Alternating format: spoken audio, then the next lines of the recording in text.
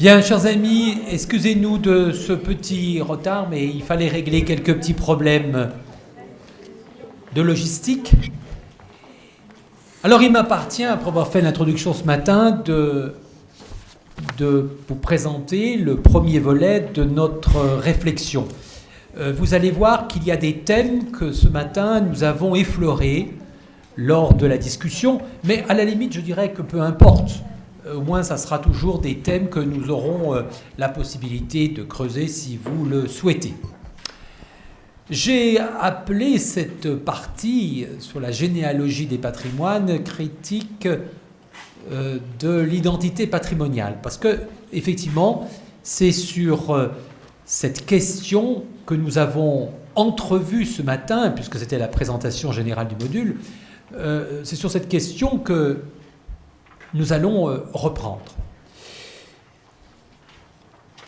Nous allons commencer avec un souvenir littéraire déjà bien ancien, mais qui pose, je trouve, très bien la question de la généalogie de la excusez-moi, la généalogie de la morale, non, c'est Nietzsche, je me trompe, de la généalogie des patrimoines. Vous avez projeté un tableau qui représente, de Delacroix, qui représente la rencontre entre Dante et Virgile, aux enfers, c'est-à-dire dans l'Hadès.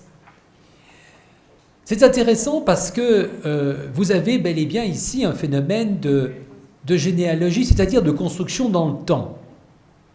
Au plus loin, vous avez le poète Virgile, mort au début du 1er siècle après Jésus-Christ, c'est-à-dire que c'est le point de départ, c'est lui qui, dans l'Énéide, nous a raconté comment Énée va rencontrer les âmes des morts. Et puis ce thème de l'Énéide de Virgile est ensuite repris au XIVe siècle, cette fois-ci, par Dante dans la Divine Comédie. Et il replace le thème de la visite aux enfers. Les poètes, les grands poètes latins étant l'objet de la rencontre. Et puis c'est une généalogie parce que cette peinture date du début du XIXe siècle et elle est l'œuvre du grand peintre français Delacroix. C'est-à-dire que vous voyez que nous avons finalement 19 siècles ici qui nous sont racontés en quelques images. C'est le patrimoine qui se cristallise, qui se construit, qui s'élabore au cours des siècles, depuis l'Antiquité jusqu'au XIXe siècle. Alors, qu'est-ce que c'est que cette généalogie? On en a ici une petite idée, mais il faut essayer de voir comment on peut se mettre à l'œuvre, en place, des processus de généalogie patrimoniale. Ce sera le premier temps de ma réflexion. Ensuite, nous aborderons un thème que nous avons un petit peu évoqué ce matin, qui est celui de la composition-recomposition des patrimoines. Et puis nous terminerons sur un sujet qui me semble intéressant aujourd'hui, il nous est même très contemporain, qui est celui des emblèmes des patrimoines européens. Peut-on trouver des emblèmes de patrimoine européen? Voilà. Ce sont donc les trois grands volets de ma réflexion de cet après-midi. Cela conduisant, comme ce matin, à une réflexion que j'espère aussi riche que tout à l'heure. Donc, nous avons d'abord à nous poser la question, y a-t-il des processus généalogiques qui permettent, dans la diachronie, dans la durée, d'élaborer ces patrimoines? Ce matin, on a vu un petit peu les ruptures, les discontinuités, on a évoqué les obstacles, mais nous n'avons pas signalé quels étaient les processus qui pouvaient être à l'œuvre. Il y en a un premier que j'ai repéré, qui est celui que j'ai appelé transfert ou filiation. c'est une question qui traverse toute l'histoire européenne. Donc là, nous avons... Vous avez ici une gravure qui représente le couronnement de Charlemagne en l'an 800, Noël de l'an 800. Charlemagne est couronné par le pape. Alors, vous allez me dire, mais quel rapport avec le patrimoine? Eh bien, je crois qu'il nous pose ici une série de questions sur la composition et la transmission. En fait, lorsque Charlemagne devient empereur, il se veut le récepteur d'un patrimoine plus ancien, qui est celui de Rome. C'est ce que l'on a appelé aussi la translatio imperii, c'est-à-dire la transmission du pouvoir. C'est une fiction pure. Jamais Charlemagne n'a reçu le pouvoir des Romains. Mais il y a idéologiquement ici la passation d'un patrimoine romain, juridique, de nature culturelle, de nature également philosophique. Tout cela se transmet avec cette couronne impériale qui est remise à Charlemagne. Et c'est intéressant parce que ça signifie que désormais, on fait glisser, j'allais dire que l'on fait translater le centre de l'Europe depuis Rome jusqu'au nord de l'Europe et essentiellement Aix-la-Chapelle. Donc ça c'est un premier point, transmission. Et puis il y a un deuxième élément qui est aussi intéressant, c'est qu'avec cette transmission du pouvoir, il y a une translatio studii, c'est-à-dire une transmission de la connaissance. Le patrimoine, est avant tout conçu comme l'ensemble des objets de la connaissance, qu'elle soit de nature littéraire, qu'elle soit de nature mathématique, qu'elle soit philosophique, etc., etc. Désormais, ce patrimoine culturel n'est plus au sud, il n'est plus en Méditerranée, il est désormais bel et bien au nord de l'Europe, en particulier avec Paris. Paris devient à ce moment-là le nouveau centre intellectuel de toute l'Europe. Ce matin, je l'ai dit, c'est à partir de là que se met en place la fameuse Peregrinatio Eruditorum, c'est-à-dire ce grand voyage des érudits à travers toute l'Europe. Nous avons donc ici un phénomène intéressant de transmission. Est-ce que c'est un transfert ou est-ce que c'est une filiation? Et je crois qu'on retourne à la question de ce matin de la continuité et de la discontinuité. S'il y a filiation, ça veut dire qu'il y a succession de génération en génération par une sorte de phylogénie, de transfert d'organisme à organisme. Or, ce n'est pas le cas. En fait, c'est de transfert de culture à culture. Ces discontinuités que j'évoquais ce matin donnent lieu à ces passages de relais sans qu'il y ait de véritable filiation. Nous avons une construction de continuité idéologique totalement fictive. C'est un discours qui est totalement élaboré, construit par les intellectuels et les politiques, mais qui ne correspond pas à une réalité.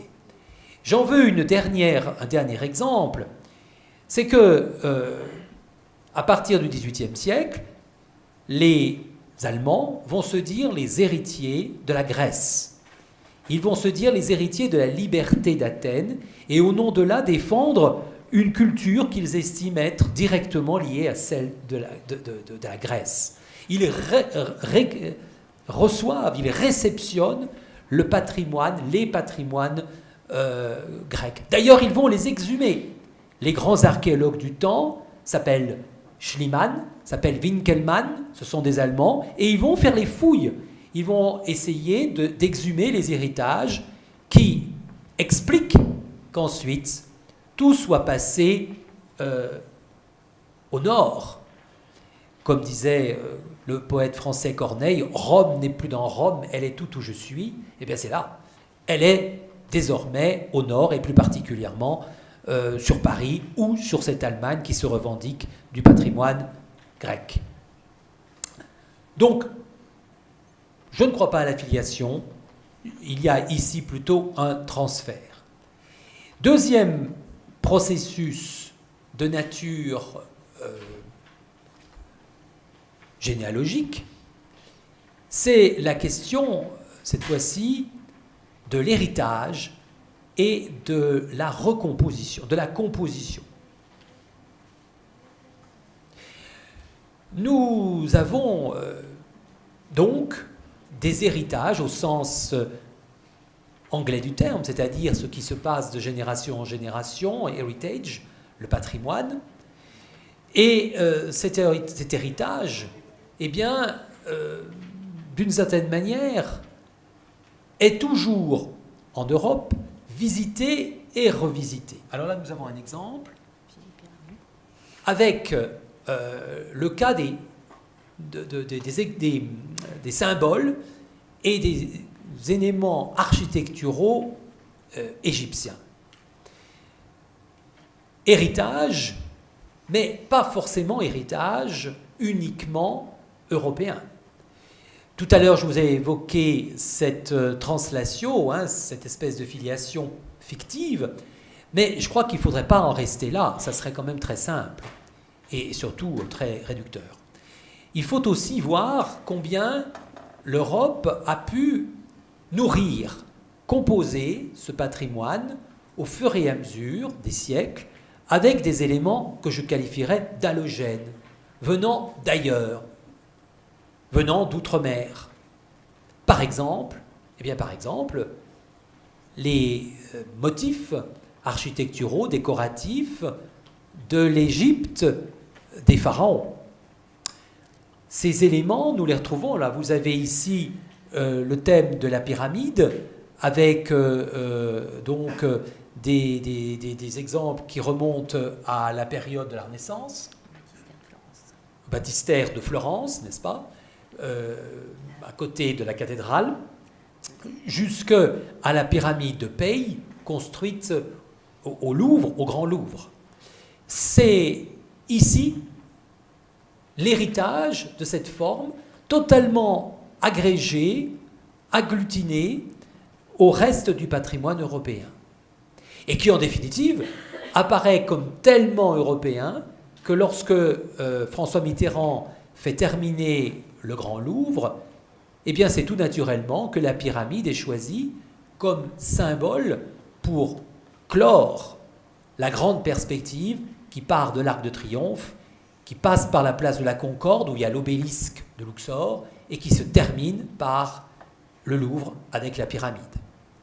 On a non seulement une traversée géographique, mais je dirais que d'une certaine manière, nous remontons aux temps presque les plus anciens, nous remontons presque aux sources de cette histoire avec les motifs et éléments architecturaux de l'Égypte ancienne.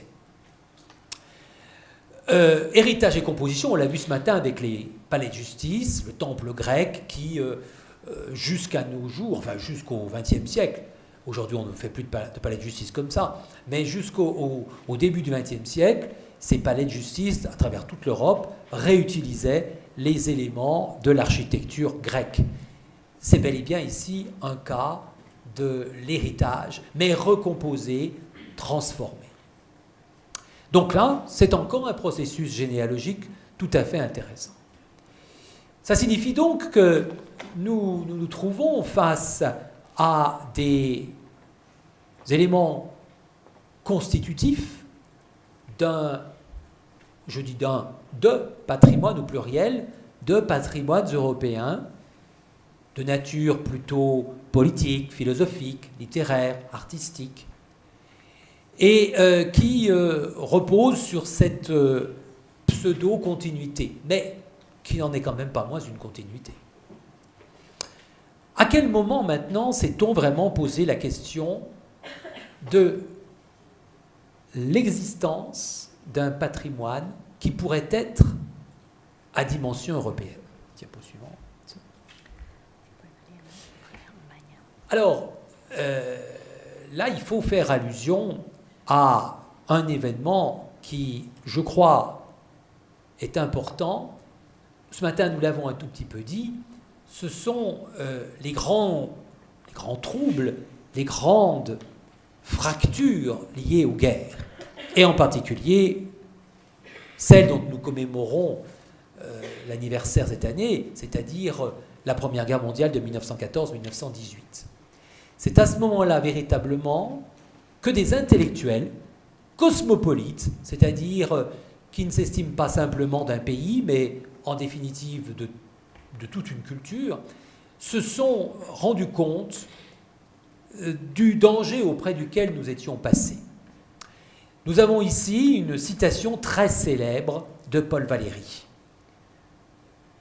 Nous savons... Nous autres civilisations, nous savons que nous sommes mortels. Et maintenant que l'abîme de l'histoire est assez grand pour tout le monde, tout s'est senti périr. Voilà. Alors, j'ai coupé parce que la citation est longue, mais je crois qu'elle est très intéressante. Nous autres civilisations, retenons cette expression, on va en reparler tout à l'heure. Paul Valéry envisage ici cette culture européenne comme une civilisation à part, qui se distingue du reste du monde. Savons désormais que nous sommes mortels, eh bien oui, nous sommes passés à côté de l'abîme. La guerre a failli, cette guerre civile a failli tout détruire. Et ce qui est intéressant, après, c'est l'abîme. Il nous parle de l'abîme, la disparition de cet ensemble. Dans le texte que j'ai relu, pour préparer cette conférence, il nous explique que depuis les débuts de l'histoire, il y a toute une série de civilisations qui se sont succédées. Ninive, Babylone, Sumer, la Grèce, Rome, etc., l'Égypte, etc., etc. Et il nous dit que tout cela a donné un monceau de ruines, un amas de ruines. Il ne parle pas de patrimoine.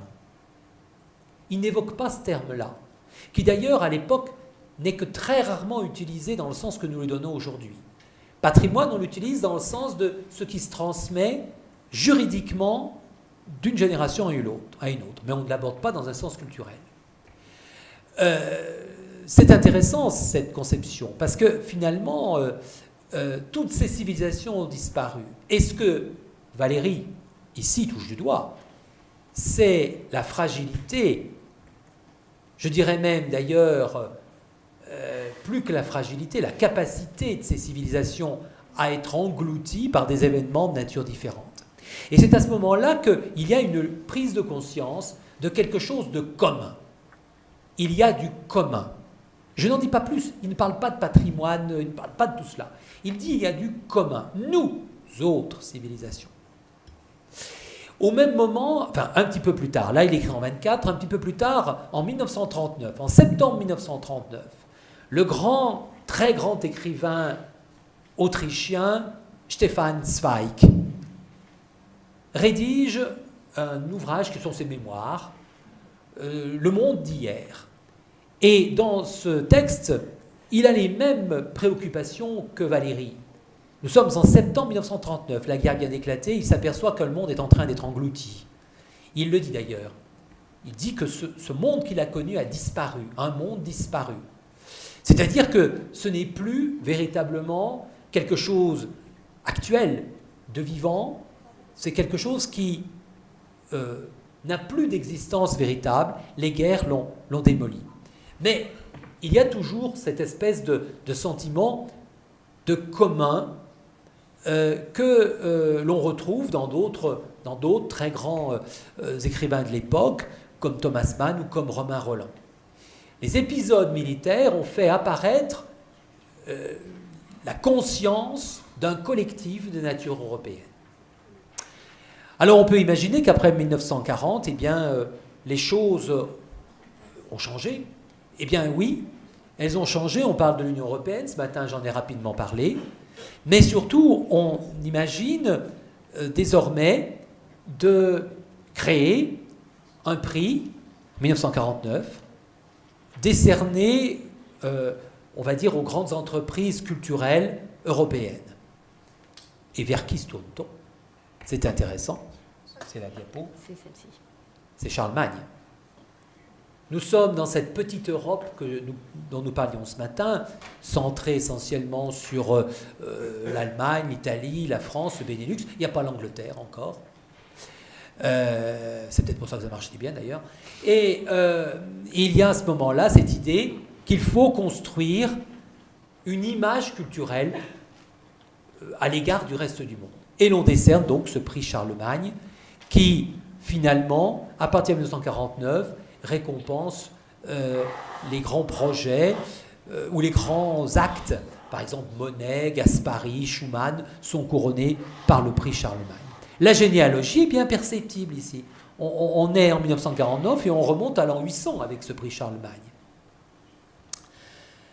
Donc, nous avons des processus généalogiques qui sont à l'œuvre, parfois dans la très longue durée, qui nous permettent de voir se transmettre ces objets, pas forcément d'ailleurs de manière très rationnelle, ça peut être discontinu, ça peut être par des périphéries, par des contours divers, mais qui, dans l'après-1945, provoquent vraiment la sensation du nous dont parlait ce matin Julia Kristeva, c'est-à-dire de l'existence d'un collectif. Est-ce que ça suffit ? Eh bien, on a un tout petit peu vu déjà rapidement que c'était un point de départ, mais que ce n'était pas tout. Diapo suivante. Composition et recomposition. Nous avons un deuxième thème, c'est celui de la composition et de la recomposition. Alors, je vais là encore remonter un peu dans le temps. Vous m'excuserez, je suis souvent obligé de refaire des flashbacks, mais c'est nécessaire, sinon on ne comprend absolument rien. Le patrimoine n'est pas né aujourd'hui. Et tout cela s'explique par la durée, par la diachronie, par l'histoire et la transmission. Sinon, c'est du plaqué. En 646, meurt le dernier grand écrivain latin. Il s'appelle Isidore de Séville. Isidore de Séville est un de ceux qui ont rédigé une monumentale encyclopédie récapitulant toutes les connaissances de l'Antiquité. Il meurt, 646. Avec lui, nous avons également l'effondrement de la culture antique. Elle n'est plus transmise parce que les différents régimes barbares ont mis fin au grand système d'enseignement élaboré par Rome. Nous rejoignons un thème qu'on a un tout petit peu vu ce matin, en fin de matinée, le thème de l'enseignement. Donc cet enseignement ne fonctionne plus. La langue latine n'est plus non plus enseignée et comprise, hormis par une élite, notamment de nature cléricale. C'est-à-dire qu'il n'y a plus rien, c'est l'effondrement. Alors ce point de départ est intéressant. Ce point de départ est intéressant parce que, d'une certaine façon, c'est un peu ce qui s'est passé en 1945. Mutatis mutandis. En effet, il ne faudrait pas croire que le patrimoine ne se construise que par la continuité, que par l'accumulation. Il se construit aussi par l'oubli. Et là, nous avons à l'œuvre un très bel exemple de cette construction par l'oubli. On peut estimer que pendant près de 2 siècles, il n'y a plus que quelques petits groupes, les monastères en particulier, qui connaissent le latin et qui connaissent toute la connaissance des auteurs antiques. Et encore vont-ils en perdre à peu près la moitié d'après les estimations que nous avons aujourd'hui. Mais cet oubli, en définitive, cet oubli d'un patrimoine gigantesque, un patrimoine de plusieurs siècles, cet oubli est peut-être aussi fécond, parce que sur cet oubli se fonde, se construit un nouveau patrimoine. Alors, on l'a appelé celui des temps barbares. On reviendra sur le mot. Peut-être. Mais c'est le moment où on essaye d'envisager l'histoire, d'envisager l'existence, d'envisager l'art d'une autre manière et de construire une nouvelle Europe qui ne soit plus fondée sur l'héritage antique et romain. Là où les choses recommencent, c'est en l'an 800, c'est avec Charlemagne. C'est-à-dire avec cette translation que j'évoquais tout à l'heure eh bien, on assiste à une régénération. Et la culture antique revient. Elle devient même de plus en plus insistante et de plus en plus active, notamment à partir du XVe, XVIe siècle, avec la Renaissance. Et cette fois-ci, nous allons avoir une alliance entre les patrimoines, on va dire médiévaux, fruits des époques postérieures à l'Antiquité, et les patrimoines nouveaux, nouvellement découverts, que sont les patrimoines grecs et romains. Il va y avoir une fécondation qui donne lieu à l'une des plus belles pages de l'histoire de l'humanité, qui est la Renaissance. Pour les historiens ou les patrimonialistes qui sont ici, ils m'ont peut-être déjà entendu, mais lorsque Michel-Ange sculpte le David, qui est sur la place de la vieille seigneurie de Florence, il est tout à fait dans une modernité qui rejoint la plus vieille antiquité. Il peint un homme nu, il peint un héros, alors il n'est pas antique, il n'est pas grec, il n'est pas romain, il est hébreu, c'est David. Mais nous avons une parfaite fusion de ces héritages hébreux, grec, romain, et puis tout simplement de ce qu'est l'Italie des micro-cités comme Florence au XVIe siècle. C'est un très bel exemple ici de cette espèce de fusion et de recomposition que j'évoquais précédemment. Et aujourd'hui, le David est une des plus belles pièces du patrimoine européen. Puisque lorsque certains chefs d'État étrangers viennent à Rome, on est obligé, avec un esprit de Tartuffe, de cacher leur sexe, cacher ce sexe que je ne saurais voir pour parodier Molière. Ça prouve bien qu'il y a quand même ici une spécificité sur l'expression du corps dans cette civilisation européenne, même si elle est condamnée par l'Église. Donc, voilà, composition, recomposition, c'est clair qu'il y a là un problème qui se pose, mais nous sommes dans un temps où il existe, pour qu'il y ait composition-recomposition, il existe un récit, une histoire qui est racontée. Ça peut être la mythologie. Par exemple, nous avons vu ce matin Narcisse se mirant dans l'eau. Ça peut être la Bible. On vient de voir David qui lance sa pierre contre Goliath. Et ces récits sont structurants.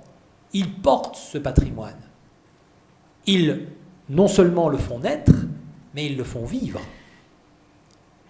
Or, il y a quelque chose qui apparaît de plus en plus aujourd'hui, depuis probablement l'après-Première Guerre mondiale, c'est le dépérissement du récit. Alors, ce n'est pas propre à l'Europe, mais c'est une caractéristique de l'Europe.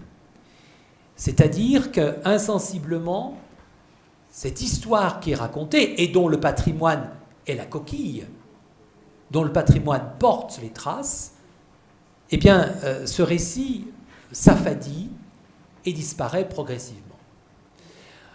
Ce matin, nous avons évoqué la nation.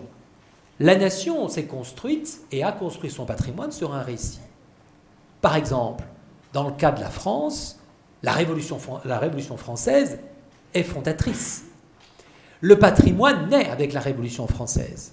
Louis-Antoine Milin, en 1790, est le premier devant l'Assemblée constituante à dire il faut sauver les objets, alors il ne dit pas patrimoine, mais les objets de l'Ancien Régime, c'est le terme qu'il utilise, c'est-à-dire de la période de la monarchie avant la Révolution. Les populations sont en train de les démolir, elles s'attaquent aux châteaux, elles s'attaquent aux églises, elles détruisent les statues, elles détruisent les chartes, elles détruisent les archives, mais il a dit il faut arrêter. C'est là un patrimoine, il faut le conserver. C'est un héritage, dit-il, il faut le conserver. Et cette prise de conscience est ensuite démultipliée avec l'abbé Grégoire.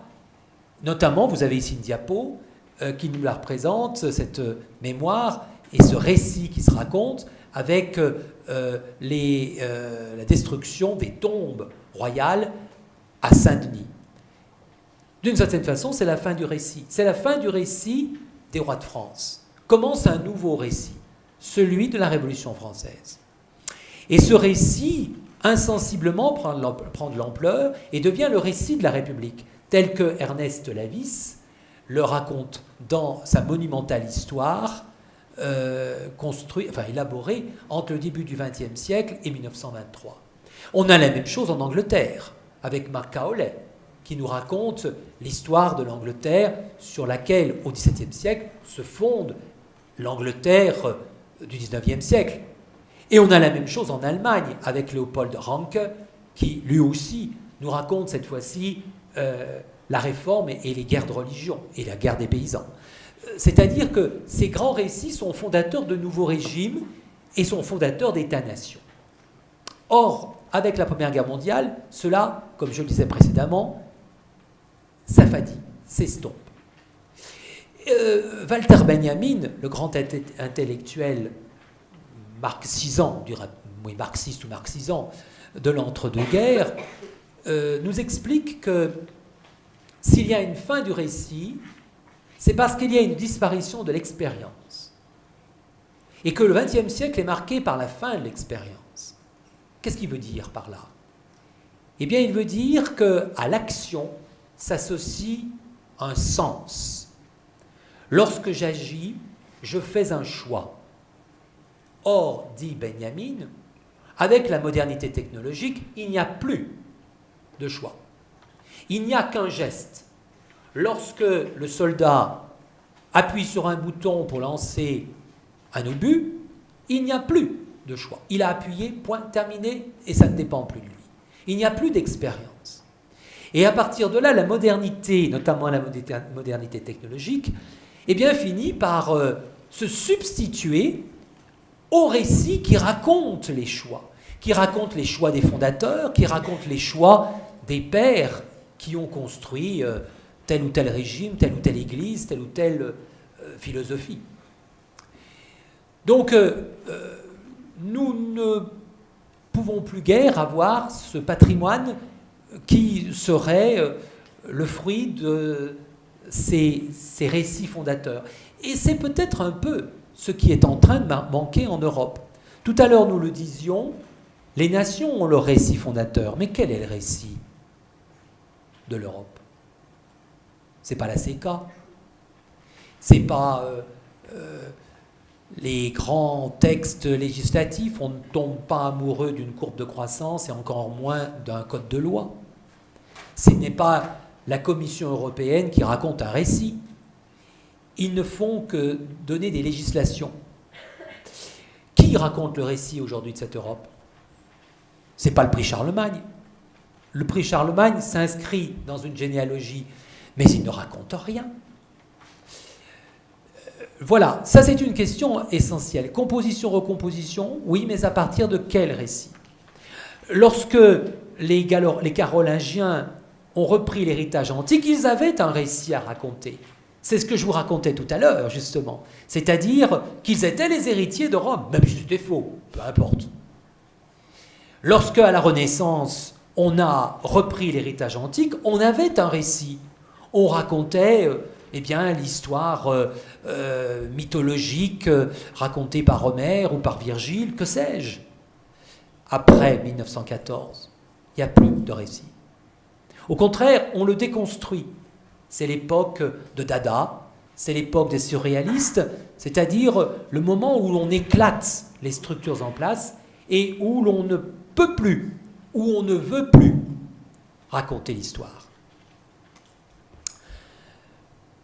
Cet aspect de la disparition du récit nous amène à un second point qui me semble aussi très important. Nous avons, après la Révolution française, vu des tentatives pour reconstituer un patrimoine disparu. Tout à l'heure, je vous ai parlé de Milin, je vous ai parlé de Grégoire, qui invente par exemple le mot de vandale, c'est-à-dire le barbare.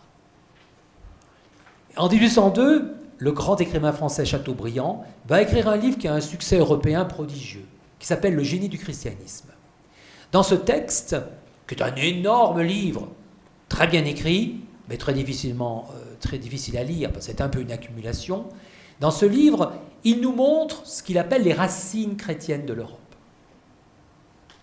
Il se replace avant la Révolution française, d'une certaine manière. Il fait comme si la Révolution française n'avait pas eu lieu. Il raconte le récit de la fondation de son Europe à lui. Et il le fait d'une manière tout à fait étrange, mais qui, vous allez voir, a beaucoup de succès. D'abord, et vous avez la diapo qui le montre, il parle des traces du christianisme. Vous avez ici une abbaye où est censé avoir été enterré le roi Arthur, le roi du Saint Graal. Ça nous ramène à des temps qui n'ont jamais eu lieu d'ailleurs, des temps complètement mythiques, mais où on raconte l'histoire du roi Arthur et des chevaliers de la table ronde. Et il s'adresse à ces ruines en leur disant « Vous avez, ruines, une histoire paisible. » Oui, et un récit paisible. Oui, elle nous raconte quelque chose, elle nous raconte une histoire. Et Chateaubriand va essayer de faire parler tous ces objets, toutes ces traces de la civilisation chrétienne en Europe, essayant ainsi de construire un patrimoine chrétien à cette Europe. Il est réussi d'ailleurs remarquablement bien. Quand on a lu le livre, on a l'impression que toute l'Europe a été chrétienne et depuis les temps les plus anciens, alors que c'est complètement faux. C'est encore un discours reconstruit. Mais il y a un autre point intéressant dans le génie du christianisme. Il l'évoque lorsqu'il décrit les missions européennes.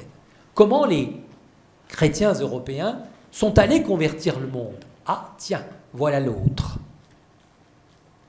Et que dit-il ? Eh bien, il nous dit que ces braves missionnaires sont allés en barbarie, sont allés chez les barbares. Nous voyons revenir le mot. Tout à l'heure, je vous ai dit vandale, là, je vous dis barbare. C'est-à-dire ceux qui ne sont pas européens, ceux qui, pour lui, n'ont pas la civilisation.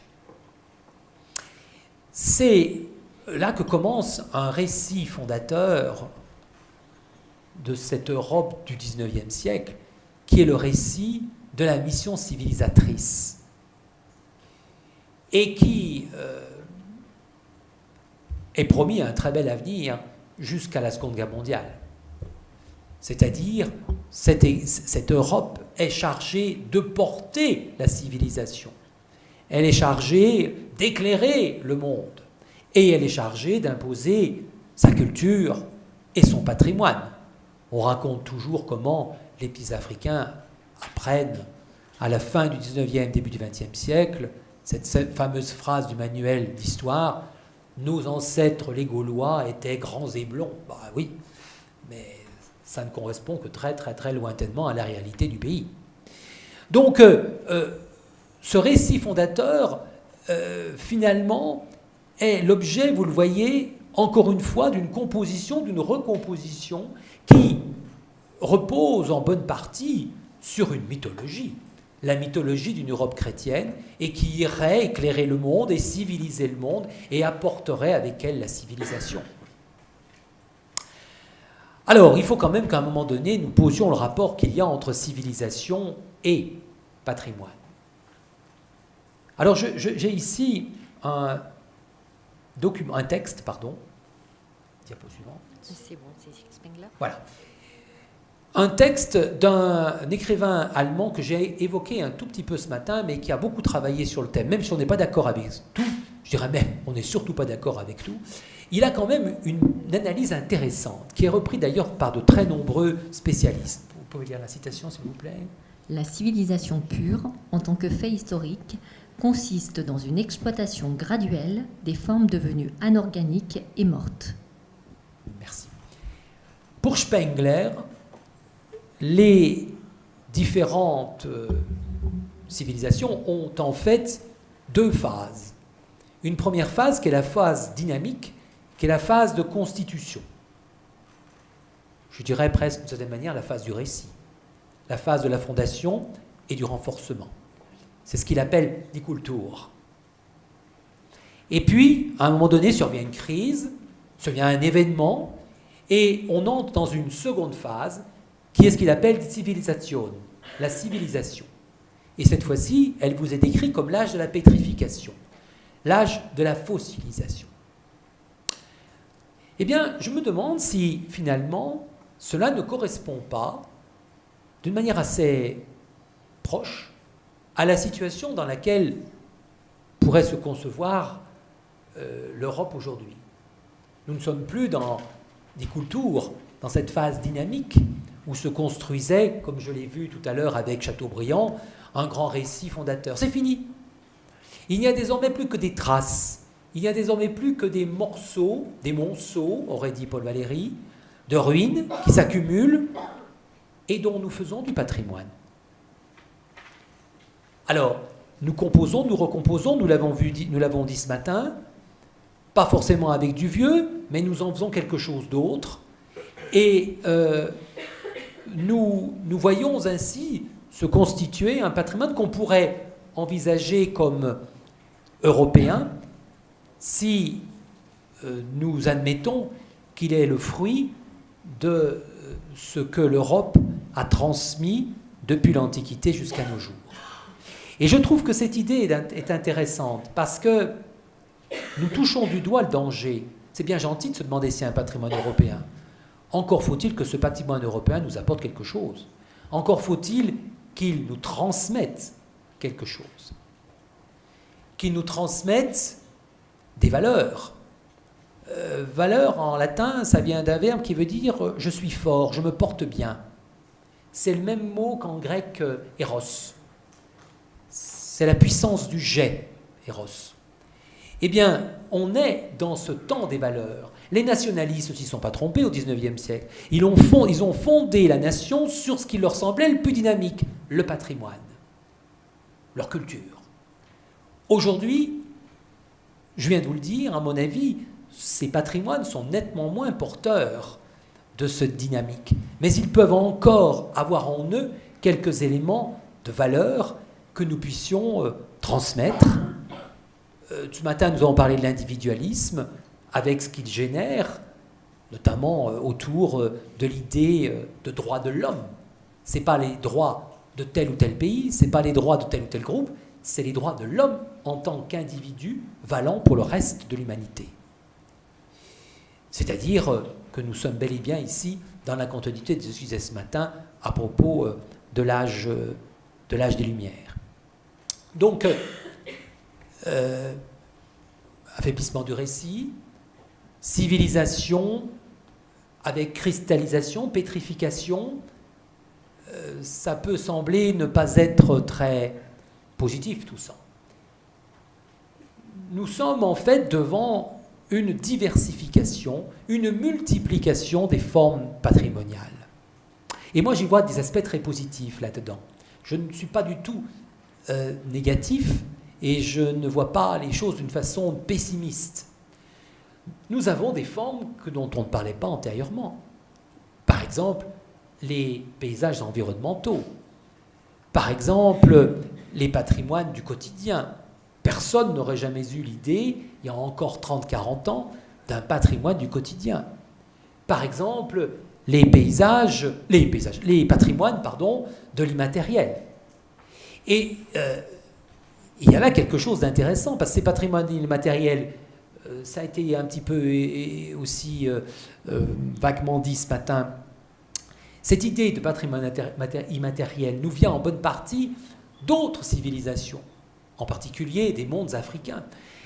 Et je crois que c'est ici un élément particulièrement dynamisant pour reconstruire quelque chose d'autre qui ne soit plus uniquement ces traces d'une civilisation plus ou moins avachie ou plus ou moins en perte de dynamisme.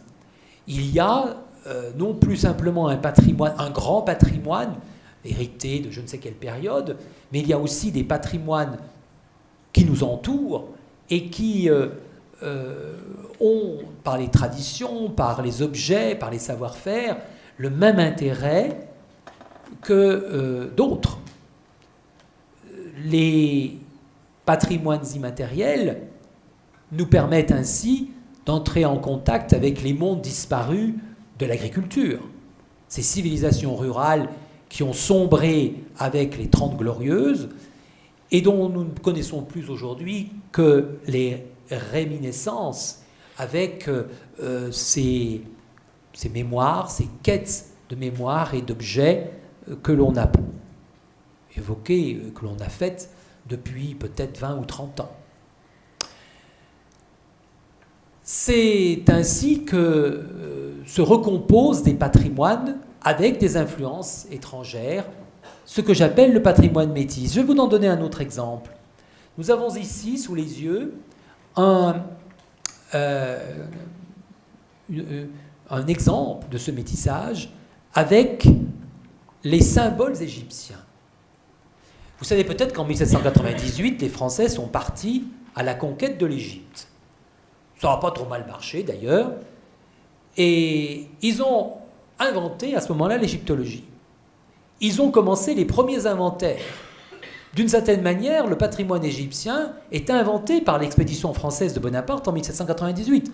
Le grand inventaire qui est dressé de l'Égypte, qui est un énorme ouvrage, est le premier à faire la recension de tout ça. Mais laissons de côté cela. Il y a un autre élément très intéressant, c'est qu'on ramène d'Égypte encore d'autres éléments, à part l'égyptologie. Et on ramène notamment des symboles. Ces symboles qu'on va retrouver dans toutes les grandes traditions ésotériques occidentales. Alors vous avez l'œil, vous avez le sphinx, que vous avez donc ici, et qui finissent par nourrir une autre forme de patrimoine. Oh, un patrimoine beaucoup moins connu, peut-être un patrimoine que je qualifierais d'ésotérique, c'est-à-dire pour un tout petit nombre, mais qui est porteur aussi d'un certain nombre de valeurs. Alors, nous venons ici d'évoquer cette composition, cette recomposition, cette décomposition, cet oubli, cette mémoire. J'aimerais en terminer maintenant par les possibles emblèmes d'un patrimoine européen. Y en aurait-il ? Y aurait-il des objets qui pourraient apparaître comme caractérisant l'Europe actuelle? J'ai cherché et j'en ai trouvé deux catégories. Diapo suivante. Première catégorie, c'est les emblèmes pour le monde extérieur. Vous avez ici deux bâtiments. Vous en avez un qui est le château de Neuschwanstein, construit à partir de 1868 par Louis II de Bavière, achevé, il n'est même pas achevé, mais les travaux se terminent à la mort du roi en 1886. Comme vous le voyez, c'est un château de type médiéval, avec donjon, avec tourelle, avec échauguette, avec fenêtres à ogives, etc. C'est tout du faux. Ça ne repose sur rien du tout. Ça a été dessiné, construit par un architecte de théâtre qui s'appelle Jank, Alexander Jank. Alors, qu'est-ce que ça nous dit sur ce patrimoine emblématique? Déjà, ça nous dit qu'à la fin du XIXe siècle, on remonte encore à l'époque médiévale pour construire des châteaux. On raconte le récit. Ici, c'est le récit de Lohengrin, qui a été chanté par Wagner dans l'opéra du même nom. Ce château est devenu d'abord le modèle de l'Allemagne romantique, de l'Allemagne des poètes, de l'Allemagne des musiciens, de l'Allemagne d'un roi fou, de l'Allemagne fantastique. Et puis voilà qu'après la guerre, après la Seconde Guerre mondiale, un petit Américain, pas très cultivé, c'est même plus ou moins un pléonasme, un petit Américain qui a l'idée, et il s'appelle Walt Disney, a l'idée de chercher dans l'Europe quelque chose qui pourrait représenter l'enfance pour les adultes. Or, il est en voyage en Bavière et on lui fait visiter Neuschwanstein. Et la réaction de Disney est alors de dire « mais c'est le château que je veux, c'est le château de mes jeunes années, c'est le château que j'ai imaginé ». Il ne fait pas ça pour des enfants, attention. Il fait ça dans une conception fondamentalement régressive, c'est-à-dire revenir en un temps ancien de calme, de tranquillité, l'enfance paisible. Et à partir de là, il va constituer toute son histoire, il va raconter les récits, mais c'est plus en Europe, et c'est plus un vrai récit. Toutes les histoires qu'il va puiser dans cette Europe, il va toutes les déformer. Dans certains cas, d'ailleurs, il ne va même pas les comprendre, mais peu importe. Il raconte un autre récit. Mais vous voyez comme nous avons ici une transposition très intéressante et un effet de généalogie stupéfiant. Nous avons un château médiéval, ou pseudo-médiéval, parce que c'est vraiment du médiéval revu et corrigé, qui nous raconte une histoire de Lohengrin, qui est mythologique, et qui a été repris après 1945 par un Américain, donc non-européen, ne connaissant pas et ne possédant pas les codes de la culture européenne, qu'il ne comprend pas, mais qu'il va transporter sur un autre continent pour de grands enfants, pour des adultes qui, dans une conception régressive, cherchent l'apaisement, la tranquillité. C'est-à-dire, il élabore un pseudo-patrimoine ou un patrimoine revisité et un patrimoine aseptisé par certains points. Ça, c'est un emblème, je crois. Pour nombre de personnes aujourd'hui, l'Europe, c'est le château de la Belle-Oie dormant tel qu'il est à Disneyland et qui est imité de Neuschwanstein. Donc voilà, un exemple de recomposition qui fait emblème pour l'extérieur. Deuxième. Ensuite, emblème pour l'intérieur. Oui, les Européens ont-ils un emblème de patrimoine européen? Alors on pourrait dire, oh, la Tour Eiffel. La Tour Eiffel, pour les Européens, n'est probablement pas uniquement un patrimoine européen. C'est le patrimoine, en définitive, d'une bonne partie de l'humanité, tout comme l'est la muraille de Chine, ou d'autres objets du même style. En revanche, il y a quelque chose de tout à fait significatif. C'est que lorsque l'on a fondé l'euro en 2002, on a frappé des billets de banque. Et on s'est demandé ce qu'on allait représenter sur ces billets de banque. Alors on a dit surtout pas d'individus. Ben oui, parce que si on avait choisi un Italien, tous les autres auraient dit « et pourquoi pas nous ?» Si on avait choisi un Espagnol, « et pourquoi pas nous ?» etc., etc. Donc surtout pas de grands personnages européens. Ensuite, donc ça c'est la recherche du consensus, pas de dissensus. Et puis on s'est dit on va chercher à ce moment-là des objets qui caractérisent la culture européenne. Et là, le problème a été le même. Si l'on représentait la Tour Eiffel, on aurait dit on privilégie la France. Si on avait représenté la Tour de Londres, c'eût été, et alors là, c'était encore plus fort, vu que les Anglais n'étaient pas dans l'euro, on aurait dit cette fois-ci c'est l'Angleterre. Donc il fallait quelque chose de très neutre.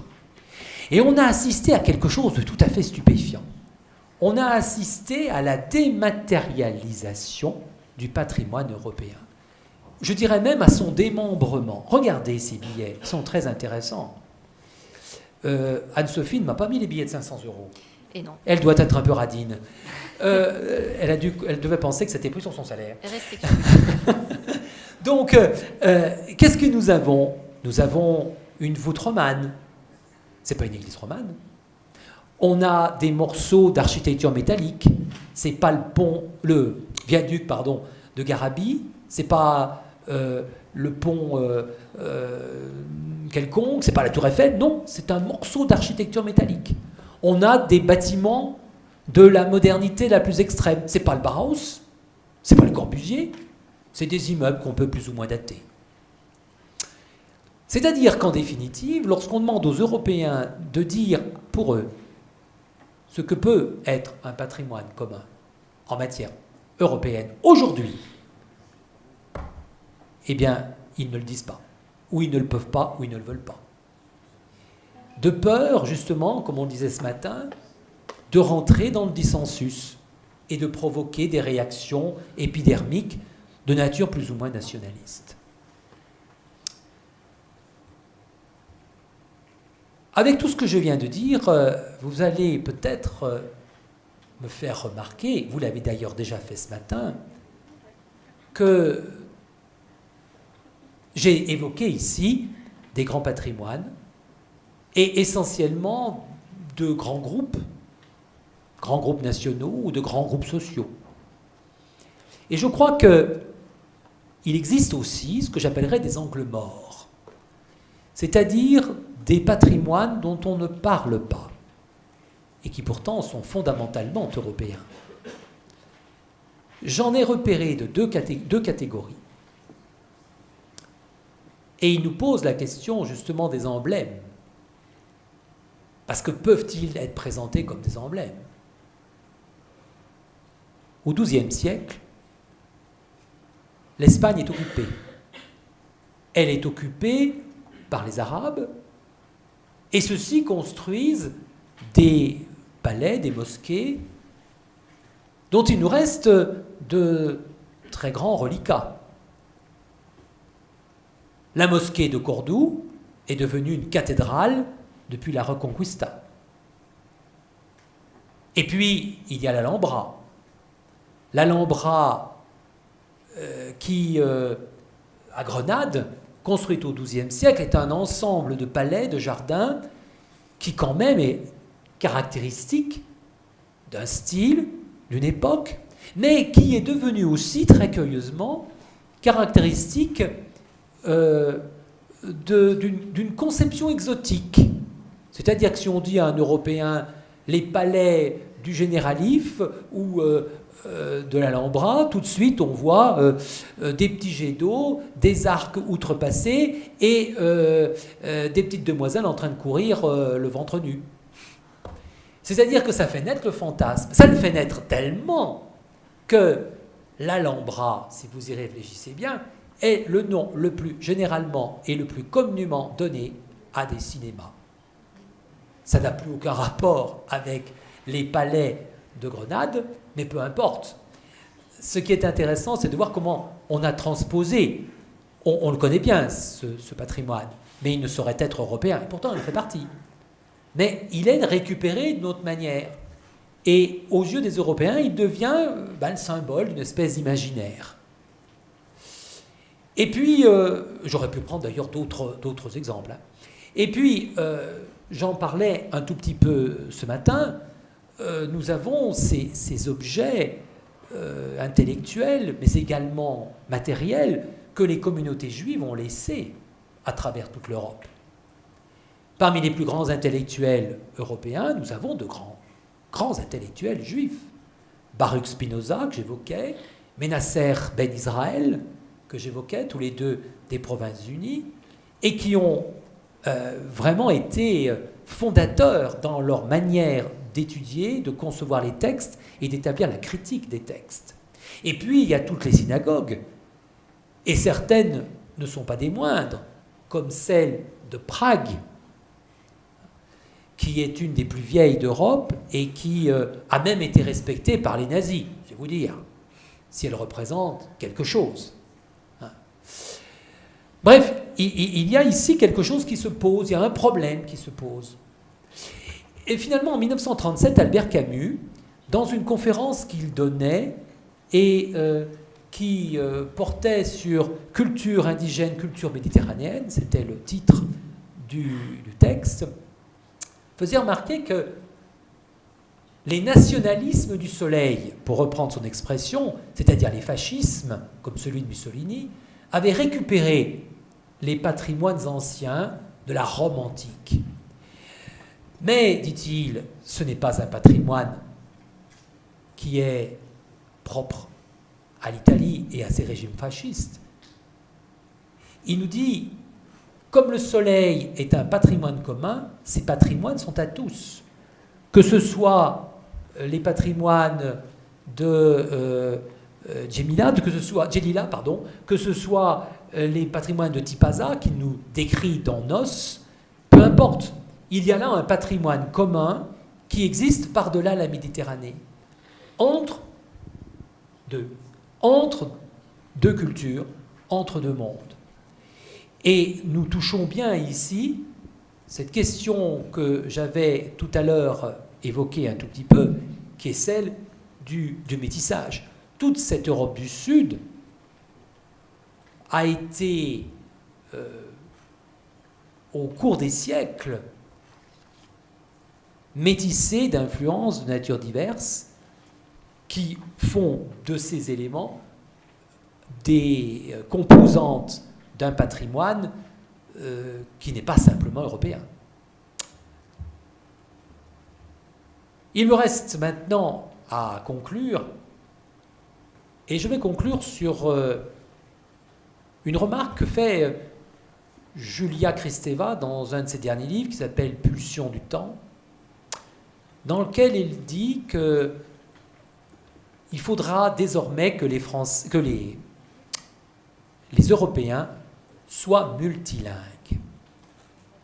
Elle nous dit qu'il faut multiplier le multilinguisme, que c'est la seule possibilité pour comprendre l'autre et pour connaître l'autre. Et je crois qu'avec le patrimoine, nous entrons dans ce cas de figure. Il faut être multi-patrimoine. Nous ne pouvons plus être simplement le spécialiste du patrimoine du petit coin, de la Récamarie au Chambord-Feugerolles, et puis estimer que le monde et que le patrimoine se résout à cela. Il faut reprendre, on l'a vu un peu avec le tourisme, mais il faut le reprendre avec la grande tradition des peregrinationes eruditorum, de ces grands voyages d'érudits, de ce grand tour que faisaient les aristocrates de l'Europe des Lumières. Il faut reprendre une forme de cosmopolitisme patrimonial permettant de construire ce patrimoine nouveau en ayant des patrimoines entre nations. On l'a vu ce matin à propos du Mont-Perdu. On le voit à partir de paysages culturels qui s'élaborent entre différents pays. Ne plus être seulement multilingue, mais multi-patrimoine, c'est à mon avis là le grand défi de cette Europe qui ne peut plus être repliée sur elle-même et sur son petit quant à soi en estimant qu'elle a dominé le monde. Elle ne le domine plus et aujourd'hui, eh bien, il faut non seulement connaître sa culture, mais également connaître celle des autres. Je vous remercie de votre audition.